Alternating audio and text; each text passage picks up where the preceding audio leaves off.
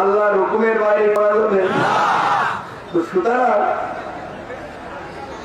সবসময় মনে রাখবেন, নিজেদেরকে কোনো সময় দুর্বল মনে করবেন না।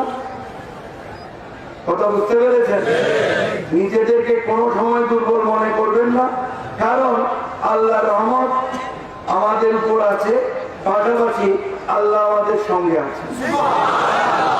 দুর্বল মনে করার কোনো সুযোগ।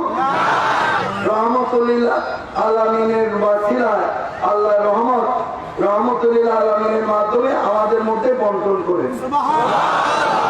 তাহলে আমরা আল্লাহ আমাদের সঙ্গে আছেন, আল্লাহর রহমত আমাদের সঙ্গে আছে।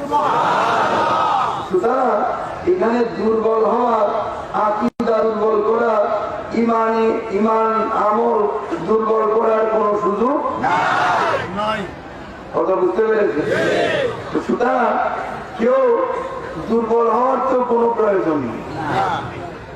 আর আমরা কোরআন সুন্নাহর বাইরে, এই যে এতক্ষণ আমি বললাম বা আলেম সাহেবরা বলেছেন, যাই হোক আমি যাই বলেছি এটা কোরআন সুন্নাহর বাইরে কোনো কথা বলেছি না। এটাই হচ্ছে তরিকায়ে মাঝভান্ডারিয়ার শিক্ষা।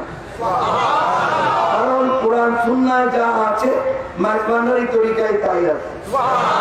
কোরআন সুন্নাহ যা নিষেধ করেছে আমাদের গৌসুল আজম আহমদুল্লাহ মাঝভান্ডারি, গৌসুল আজম গোলাম রহমান মাঝভান্ডারি, গৌসুল জামান সত্তর বছর মাঝভান্ডারি, তাই আমাদের নিষেধ করেছে।